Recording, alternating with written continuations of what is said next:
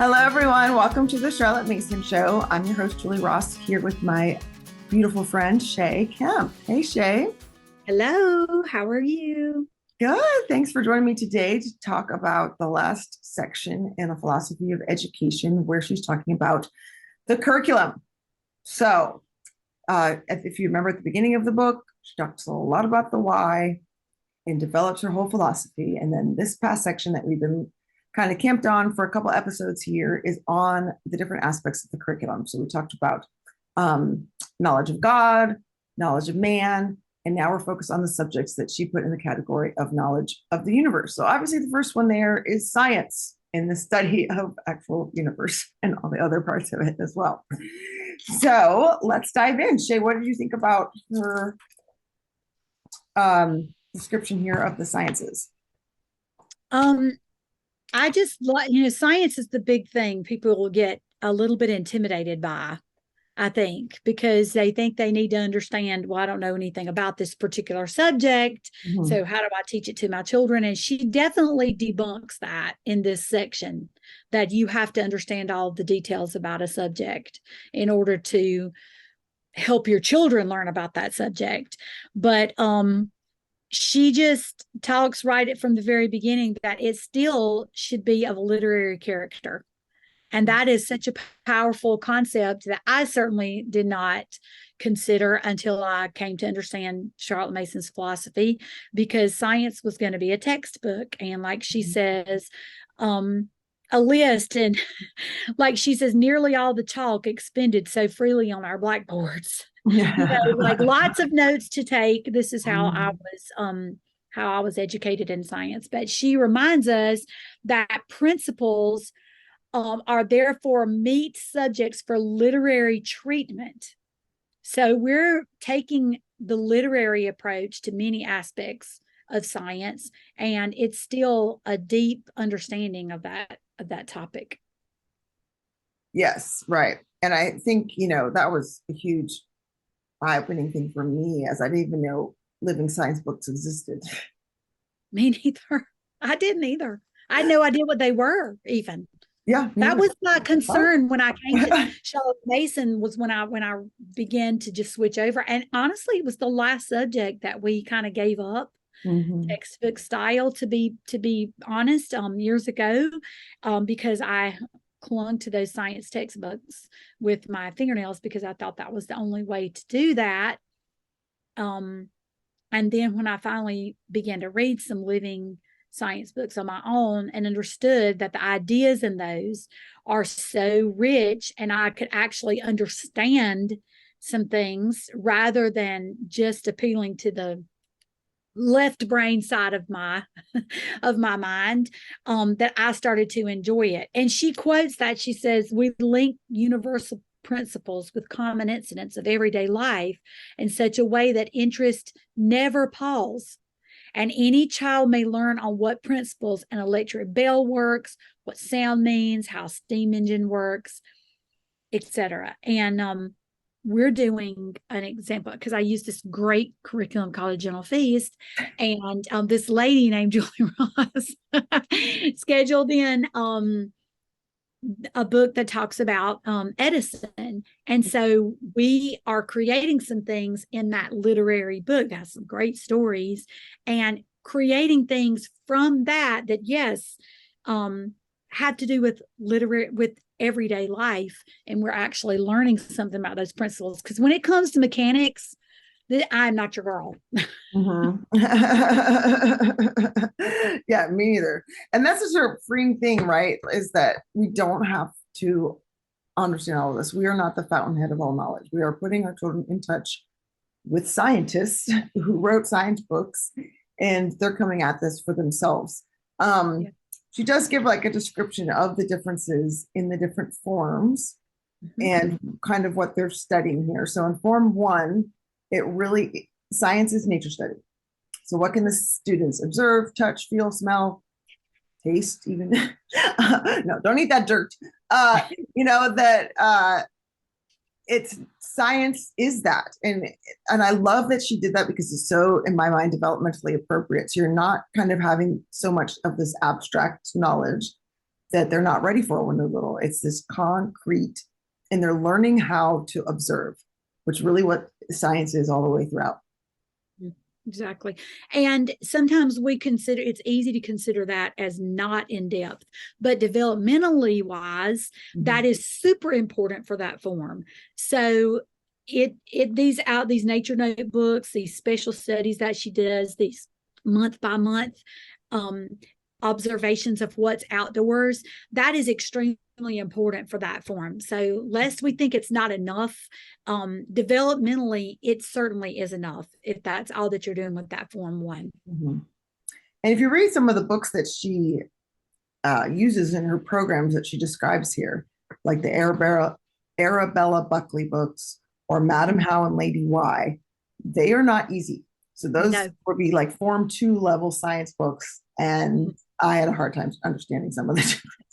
Yes, or like the Changing Year. I mean, that stuff's it's great information, but it's also it challenges you.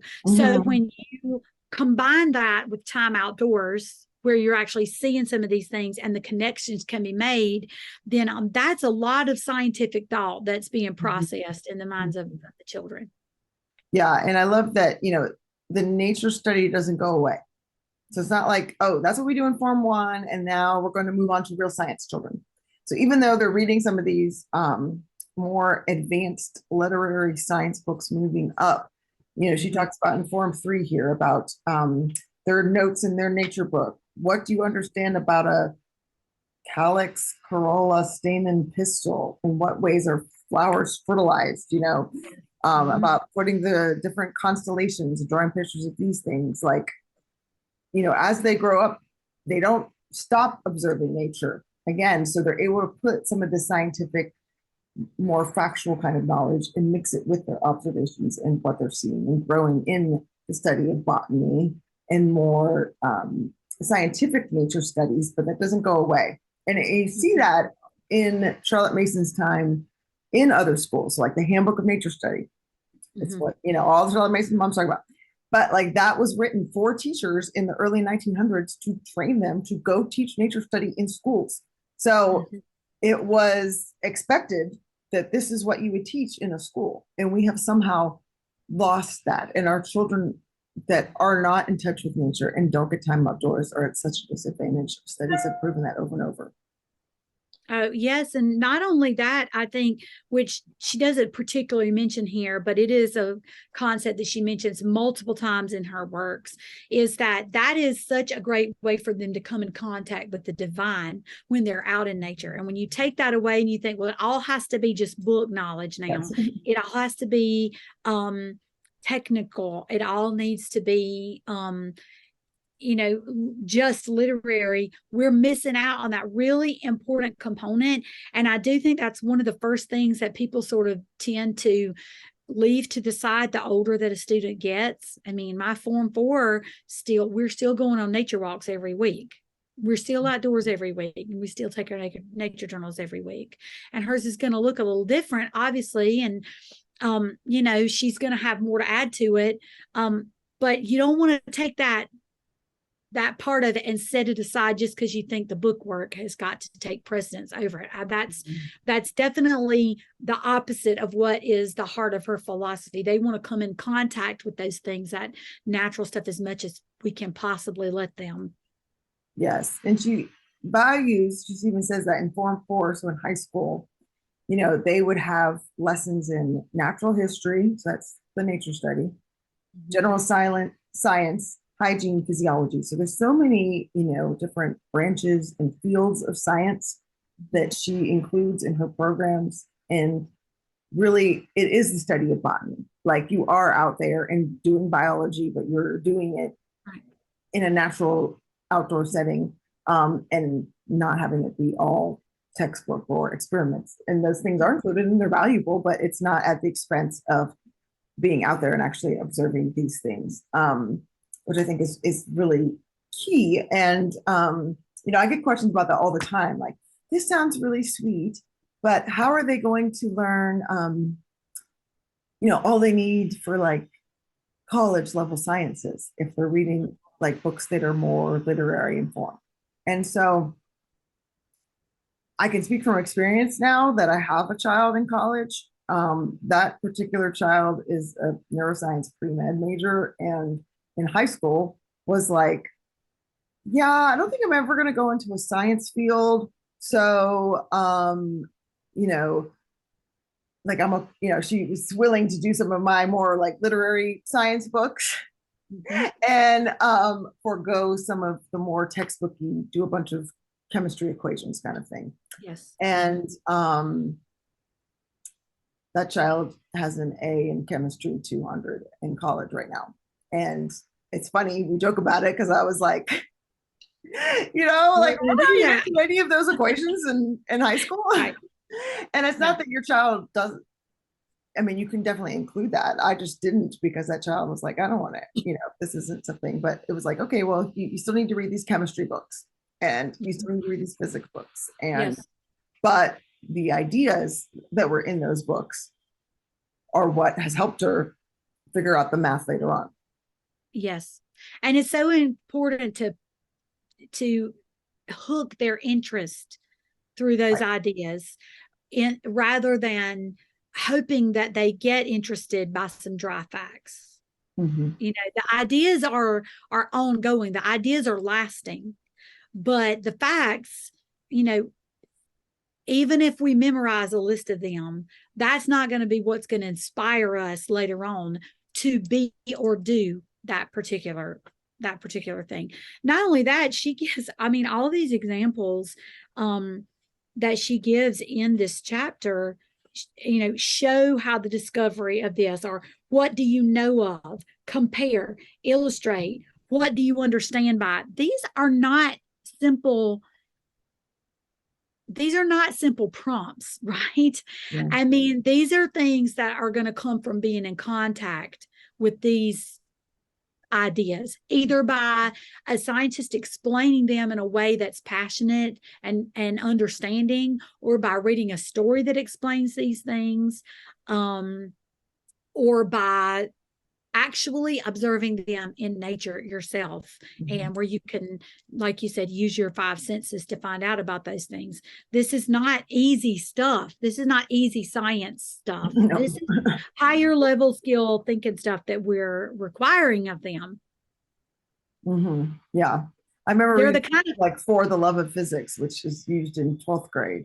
But it's like a living physics book. And I just remember going, well, that's why that works like that, or that's why that happens. I was like, I hated physics in high school. And we just had to do a bunch of like math all the time, and none of it made any sense to me at all. Yes. There was no ideas to connect any of that to. And I'm like, oh, For the Love, like this is actually like interesting. Yes. And that's like the book we're reading now. We're reading about electric motors. Well, it's super interesting because that's such a big deal right now. And my husband works on transformers. That's part of his job, electric transformers. And so we read about that. And then there's the interest of, well, can we make an electric motor? So then we looked up videos because we were interested, right? So there was an interest rather than just a diagram. Yes. And why did somebody come up with an electric motor? Why were they even interested in this? So we didn't start with the diagram. We started with the understanding of the why and the principles behind it. And then it's like, well, what would that actually look like in practice for us to do? And thank goodness we live in 2023, so we could Google it, and we found, so it's important to explain that she's not saying this is simple stuff and you just need to read a pretty story. Yes. And ditch the deep information. That is very far from this type of scientific education that we're providing. Yeah, it is actually very deep and very thorough. And, one of the things I did with my high schooler was I had, for her narration, was to keep a lab notebook. So write out, from your experiments, write out, your hypothesis and your observation and your methods and your procedures. Right. And keeping like a scientific narration book. And that's been super helpful in college labs, because that's all you do is write lab reports, right? So once you have that format and you're used to doing it, but other than like, writing out like the steps, I mean, that really is a narration. And then you're writing out your observations, you're narrating what happened in the experiment.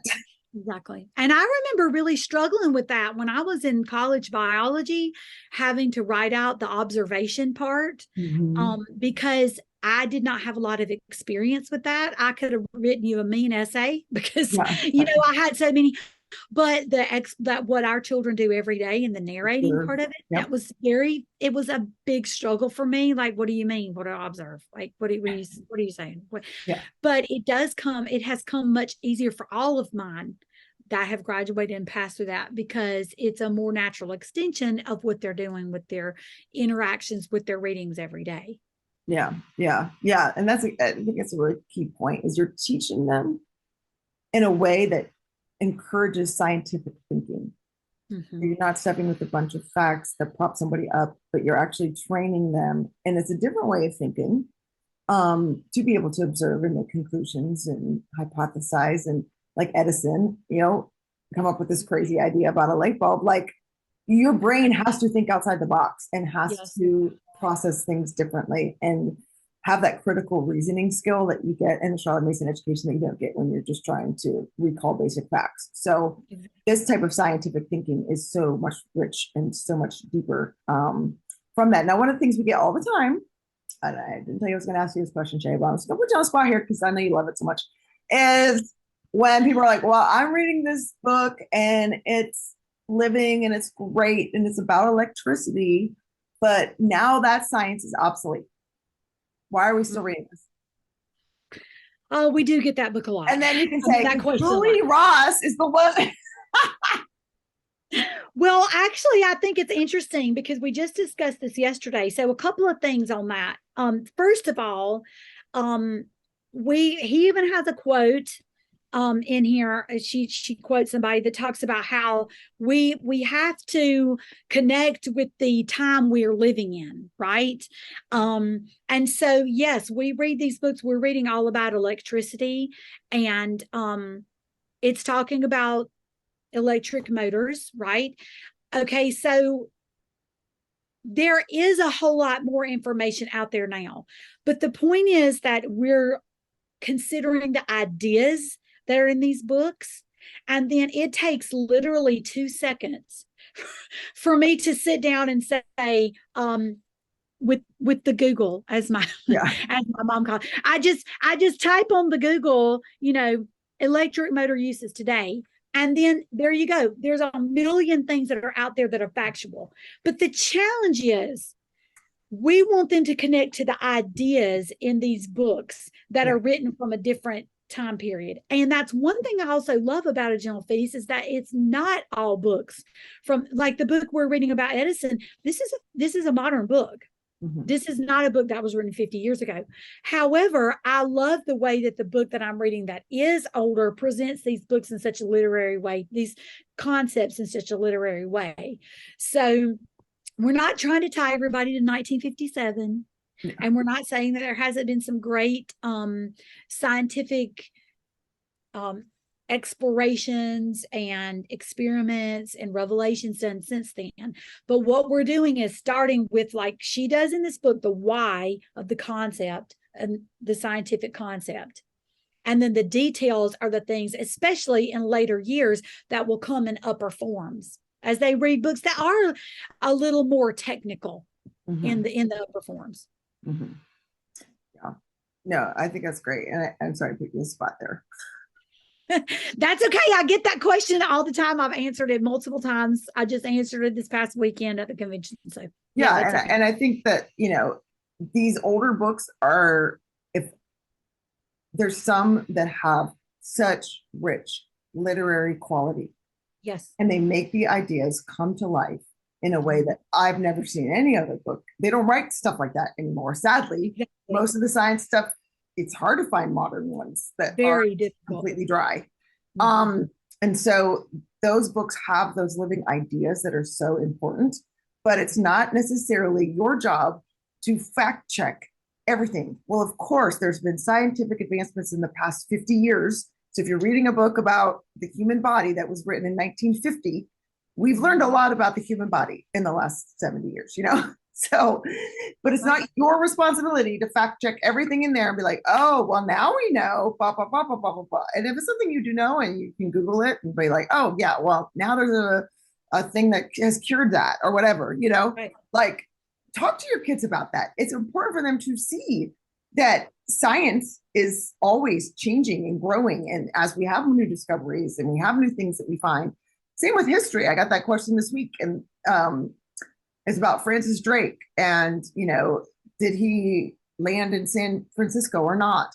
There was this medallion, but it turned out to be a fake. Well, we didn't realize it was a fake till like 10 years ago. So if you're reading this America Begins, which is a beautiful, rich, living book, one of the best I've ever seen for lower elementary, it talks about that he did, because there was this medallion. Well, now we know that isn't true.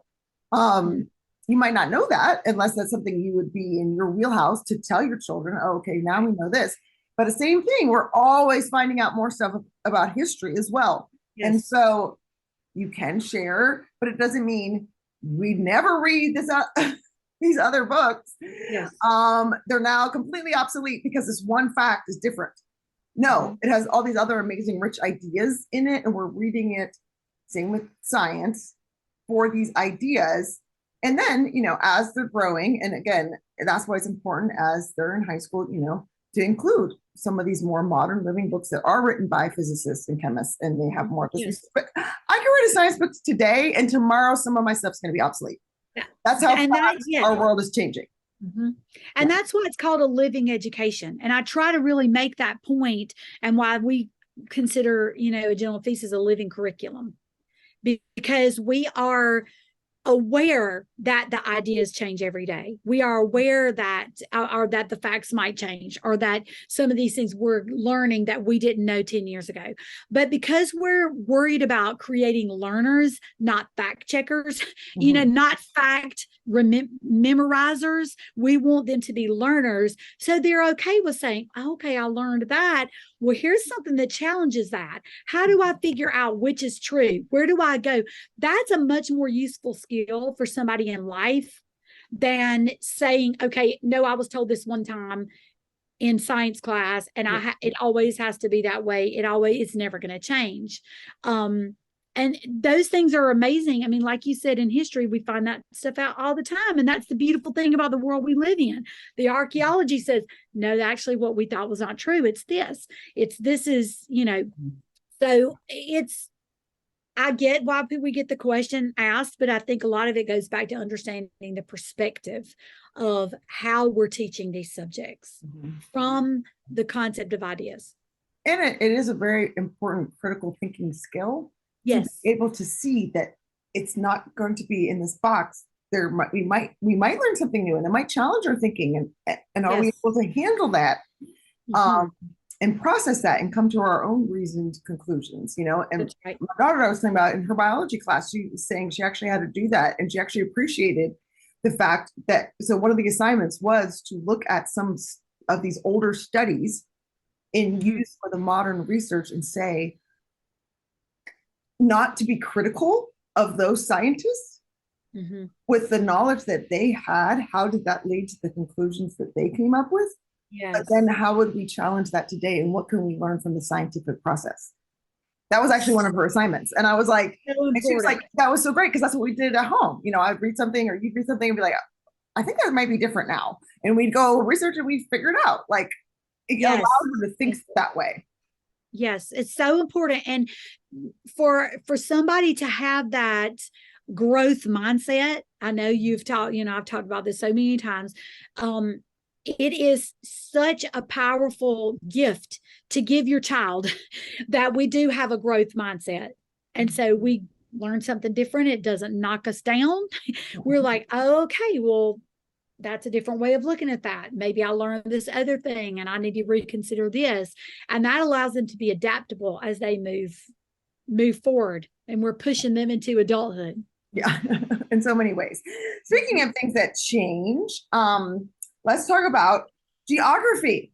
Because, when I was in school, we learned a whole different set of countries' names, especially in Europe, than what they're learning now, And so, again, it's like, I'm not going to have my child memorize a map from 1980 and learn all the, the USSR. But it's important to point that out. Okay, like Yes. why do all these countries in a row end with stand? Okay, well, here's the history of these countries and why, but oh, I learned that as Yugoslavia. Okay, now it's called, but and be able to talk Yes. about that through them. But I'm not going to have them memorize a map from 1980 because that's more factual. We're going to look at what things are called today, but Right. that's changing from 5 years ago on some of these countries from what I taught That's geography right. before and co-op. So yeah. Yeah, and I think she's very clear on that um it's the hand in hand. So it's the ideas, but also the learning the map work. So you're not just I grew up with geography only as map work. There was very little, maybe a little bit about climate or biomes, maybe. That was all I learned. But she says it is doubt it these are not the things that matter, but only how and where and why. Let's see, I'm sorry, that it is doubtful whether this kind of teaching is even lucrative because the mind works on great ideas and upon these works to great ends. So even though it's geography, she's still talking about the great ideas, and she goes on to talk about how we learn associations, occupations, some parts of the past, much of the present, not just the regions, the mountains, the rivers, the frontiers, but also what's going on, a beautiful imaginative picture of this country. Yeah, I And love the way she puts it with just our imaginations. Like we're climbing Mount Everest, or we're in the fields of Norway swimming, or in a gondola at Venice. These are not the things that matter, but only how and where and why is money made under local conditions. That's what we normally teach in geography. It has a lot yes, to do with yes, economics too. Here's the products that grow in this area that they right, now produce such and such, and it's like yes. totally valueless of the people that are there, what their values are, what their culture is, and just being able to put yourself in that. So she's saying, and I love the word she used the words panorama. Yes. Geography, we should have this wide, vast understanding of the world in which we live in. And again, this isn't right away. So in Form 1, she starts with what can I actually see and observe, just like in nature studies. So for geography, like where are the directions for my schoolroom? Where does the sun come up? Where does the sun go down? What's in my neighborhood? What's in my yard? Like learning the geography, what things in terms of like economics, what are the outputs of the community that you're living in? What kind of businesses do we have in our area? Well, why? Oh, because we have this river or we have this resource, and that's starting to change based on our global community. But even going back, 100 years, what grew here? Okay, I live in South Carolina. They had a lot of cotton. That's why we had textile mills. Okay, let's go see the mill down the street that we now have a restaurant in. And it's Yes, apartments. right. But well, we can talk about how things change, and it leads to a natural discussion because they can actually see it. We want your little 6-year-old is going to have a really hard time understanding what's happening in Australia because that's so different from them, Yes. where they're living and that kind of thing. So she starts with where they are at in geography, and then they expand. So by the time they get to high school, they have learned about the whole world, which I think is amazing. But she's still talking to these about these romance of natural features, the history, the industries, so that a country is no more a mere matter of names on a map or of sections shown by contour lines. There's something of a literary character preserved in the geography lessons. So all the way through, I mean, she's encouraging us all the way through the forms to make sure that we're not just giving them something of facts, but we're also making sure that they understand that there are people that live there and there's something that piques their imagination. Mm-hmm. And I have to say, I taught geography at our co-op. I have started a Charlotte Mason co-op this year, and I taught geography there. And in the beginning, I really wasn't that excited about doing it because I had never taught geography in a group. But we had the best time this year, really trying to do that, like put an imagination for each country, pictures in a child's mind. And it was so interesting. And I learned so much more than I ever have about geography following the methods that she talks about here. Yeah, yeah, it's a beautiful way to learn it. It really is. And I love reading all the stories and kind of adventures. And I'm a big travel person, and so it's like, well, that's what geography is, right? It's, being Yes. able to travel to that place and see it in your mind. And even if you can't really go, we live in a world where you can probably learn a lot more and see a lot more than you ever could from the comfort Oh, of yes. your own house. Yep. So it is a beautiful way to do it. I also like to point out that in high school, she mentioned tying geography to current events. And Hmm. now Yes. that my kids are older, I've seen that, so if we're watching the news, looking up these places on a map or pictures of them and kind of understanding the people that, especially in today's just global world that we live in, right? We know so much of what's happening everywhere. And being able to tie that in geography, I think is really important. Did you have any other thoughts on geography? She does make a point about the two rational ways of teaching geography. I think Yeah. the inferential mode, where she talks about the geographical principles, and she tells why it's defective. This We'll is what read I love it. her. She's like, here's why I don't do that, right? Yeah. Mm-hmm. Um, because everywhere is different. So we, especially in this world today, we cannot make an assumption that's a global assumption, like everywhere is the same, right? Just because, especially culturally, just because I see something one way, or we can't apply that across the world. She says the second is the panoramic method, which I know you had mentioned that word earlier. It unrolls the landscape of the world, region by region, before the eyes of the scholar. Within every region, its own conditions of climate, its productions, its people, the interests in their history. This way of teaching, the most delightful of all subjects. So I think she must have really loved geography from reading this Yes. section. Well, she wrote her Has, own. She wrote 4 volumes of a geography book. So obviously, she loves right. geography. She did. You're right.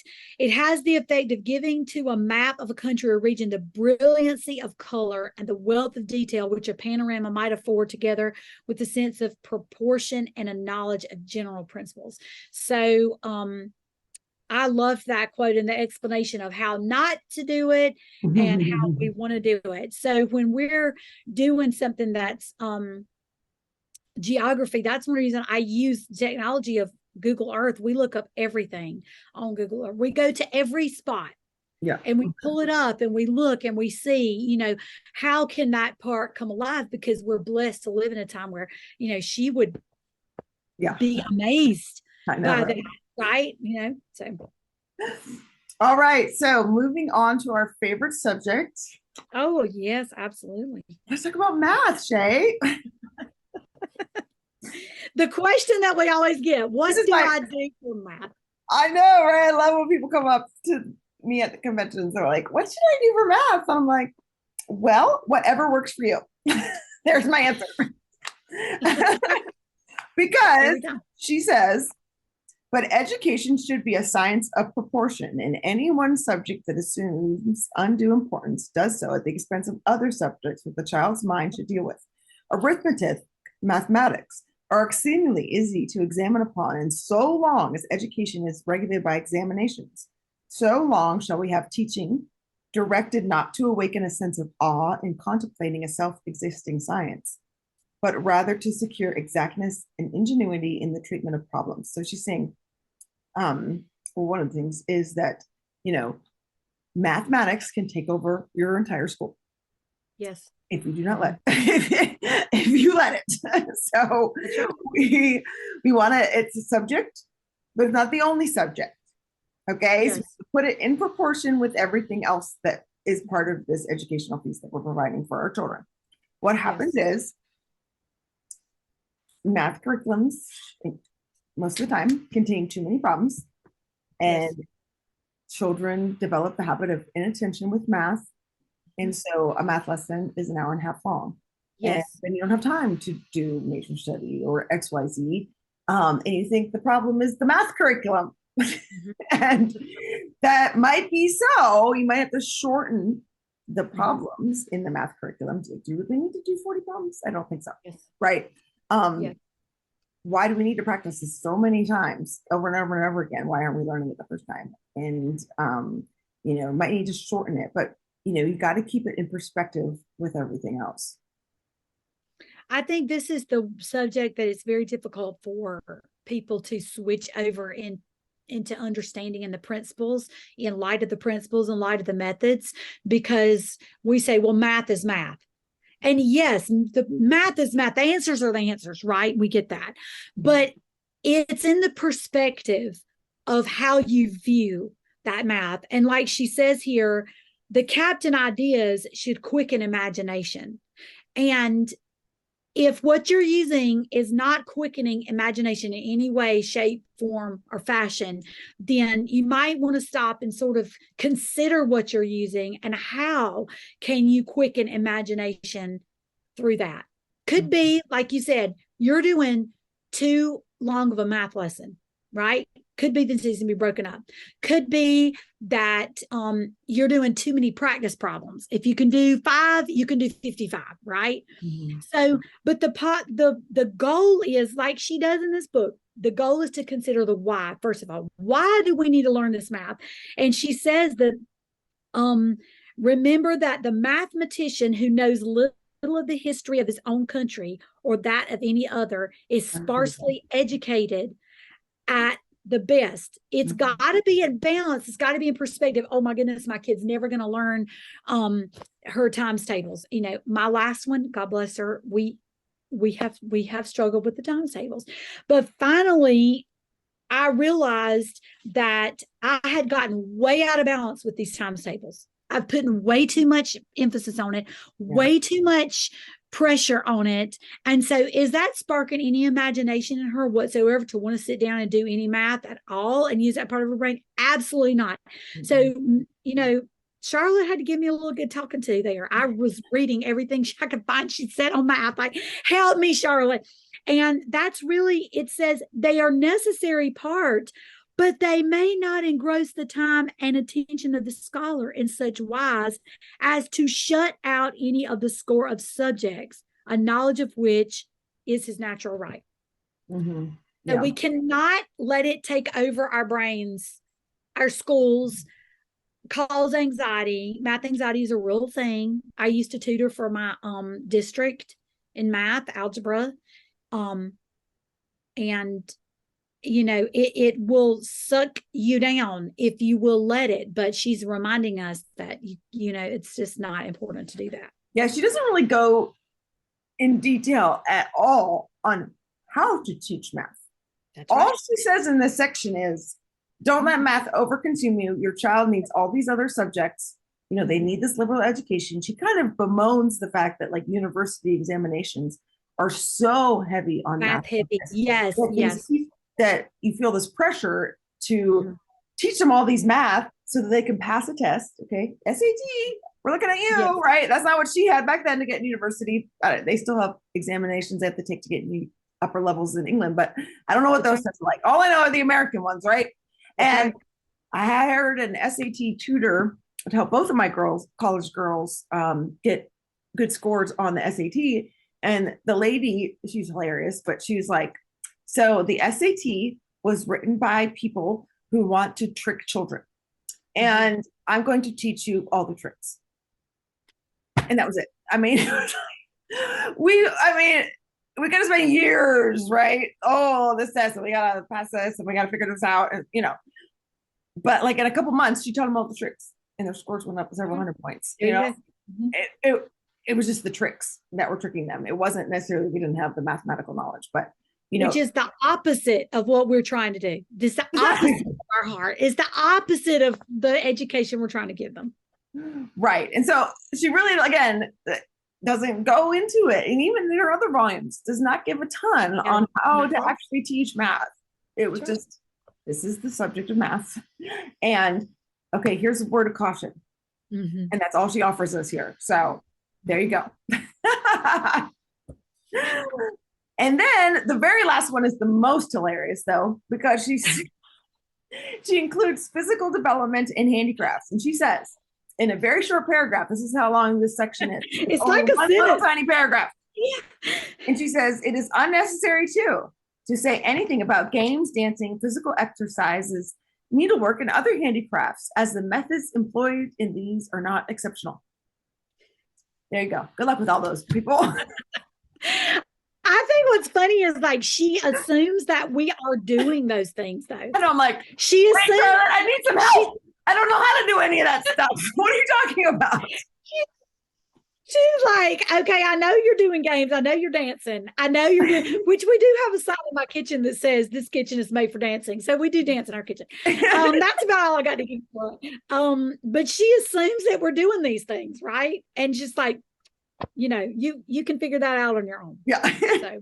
And I think what she was saying is the way that these subjects were taught in the PNEU schools were not exceptional to what was being taught everywhere at this time. At the time, right. She says, this is not, I don't have anything so different to say. Yes, that I need to waste the time here because you're doing those things already. And so I don't need to turn everything up on its head like I do with, you know, science or the math or whatever else. This is all I need to tell you. Yeah. Just keep on doing those dances and games. Y'all are doing great. Keep on with your handicrafts, everybody. We're really proud of you. We know everybody's gonna go home and knit and Yes. And so since we live in a modern world where we don't do any of those, you do need to think about, you know, how it is that you do want to approach those subjects. So we do have several episodes. We can link to those on handicrafts and paper slide and sofa and Swedish drill and, you know, all these different things. I think the key though is what was the rationale behind those. So like she's saying here, she doesn't have 7 chapters on how you must teach needlework, okay? Or what kind of games or dances you need to be doing. Mm-hmm. So it's not like, I think people will put too much into this and get all stressed out about it and be like, well, we can't do a Charlotte Mason education because I don't like Swedish drill. I'm like, well, I don't ever do that. And, you know, I've been doing this for years. Oh, you don't? Sure. No. What was the point? The point was to teach them, you know, physical exercise. It was a common practice during her time. So that's what she was utilizing in her schools, right? It does teach you, you know, it does utilize both sides of your brains and, you know, has a lot of neuroscience behind it that, you know, is more of a newer concept. But can we do full body gross motor exercises that are different at my house? Sure. You know, so it's more of what's the principle behind it. And, you know, I'm not going to teach my kids folk dances that are in a circle. And if you do that, that's great. It's super fun to do that in a co-op, but with like, you know, 3 kids at home, that's weird. And they're not going to be going to any English country dances anytime soon. So, you know, can we do other kinds of dancing that we will actually do on a regular basis, like the wobble and things that like, if we actually go somewhere, we're going to be, electric slide. We got that. Okay. Yeah. You know, again, it's more, what is the principle behind it? Right. And sometimes we get so up close to the wall, you know, you need to back off, back away, look at your feast, what you're offering your children. You know, my daughter played softball for years. That's her gross motor. That's her, you know, opportunity to do those things. I don't need that. That's fulfilling that need. Right. So there's other ways to fulfill those needs. Same thing as handicrafts. You know, my girls are going to a very popular concert coming up. So you know what our handicraft was? We made our bracelets. Oh, I have mine on. We made our bracelets yesterday. What album is that? I didn't do a Swiftie one. I did one for my family because I did Shake It Off though. I did one for the song Shake It Off. That's my Swift song. Okay. But anyway, so, you know, there's ways to incorporate that stuff and not show up in an apron and a bonnet. You know, I mean, it's okay to be your modern family and consider, maybe I'm not including handicrafts. What would my kids enjoy that could be considered handicraft? And there are millions of resources out there. So it's more about thinking about what you might want to incorporate and how you can incorporate that to fit it to your family rather than checking off some box from the 1800s. Now, there's some great things from the 1800s, don't get me wrong, that we do needlework. We do some things. I'm not downplaying that stuff, but I am saying don't beat yourself up if that is not what works for you when you're working to fulfill the principles and the methods and the ideas behind the way that we're educating our children. And I think it's really key here that handicrafts is put in the knowledge of the universe. Oh, yes. Great. It's not put in the knowledge of man, which is where I would have thought it would be, right? Great. Or physical exercise. Why is that it's not in the knowledge of man? Why is that in the knowledge of the universe? So I think there's a lot of like handicrafts, for instance, teaches you a lot of mathematical skills, right? Especially like Floyd or something like that, where you're having to be it teaches you about order, about being exact, about following directions, which you'll have to do in scientific experiments. So there's perseverance, more of this overlap of skills with the science and math, especially I feel like that with some of the handicrafts, but the Swedish drill would have definitely fit that kind of form of exercise, would have definitely fit into more of that knowledge of the universe, right? And so what can I do that's going to teach my children order and accuracy and neatness in a craft that isn't like arts and crafts, like we're not talking about like macaroni paintings, but like things that are actually related to things that we care about as a family. Now, if you love doing those things, that's fantastic. I do not knit. I don't want to. It's funny actually. I can teach you. I know how. I know you're so good at all that stuff. But same thing, like if there's something that we're super interested in, or I want to sew curtains or whatever, I still have to have that ability to measure and be exact and that kind of thing. And so it's working with the tools and the resources that you have, and other people have access to things. We don't, like she was just saying, this is so natural. You know how to do all this, right? Well, no, we don't. We have lost these skills. And so you might have access to someone in your community that can teach you how to crochet, and I don't, and so sure, I could find some YouTube video if I really wanted to. I get it. But you have to kind of go with what interests you and what that works well for your family. People are always like, do you include handicrafts in a general feast? I'm like, no, I give you a bunch of resources, but you have to pick something that actually you actually want to learn about. Yes. And that's where the freedom comes in, and where it's your servant and not your master. I don't have to roll my eyes and say, oh my gosh, I hate this XYZ. I don't want to do this. This is not, I'm not interested. And my kids 100% know that I'm not interested, right? Mm-hmm. But I can say to them, okay, like I've learned how to watercolor or am learning. I love that. And it came from lessons that I did with my children. Now, did they really pursue that? Are they as interested as I am? No. But we did take those brush drawing lessons, and we did do some of those, lessons like that were super interesting. And then we moved on. They didn't really keep up with that, but I did. My daughter is a great seamstress. She loves to buy things from the thrift store and take this, shirt and these sleeves off and add this and these pants and stuff. She's great at that. I am terrible at it, but it came from some simple sewing lessons that we did. So, it's okay to look and pick and choose and add those things in, without it being, the be all end all of your life. Okay, I took one knitting lesson and I'm never going to do this again. That was not our thing. Okay, we tried it. We're moving on. We'll find something that fulfills those same skills like you're talking about. So, because, we need to translate this education to this time period we're living in and this family that we're responsible for. Nobody's going to come in your house and say, oh, I cannot believe you didn't do paper Floyd. I'm going to give you a big X. You failed. It's not going to happen. Yes, right. Yeah, not from us anyway. All right. Well, so next we're moving into the very last section of the book.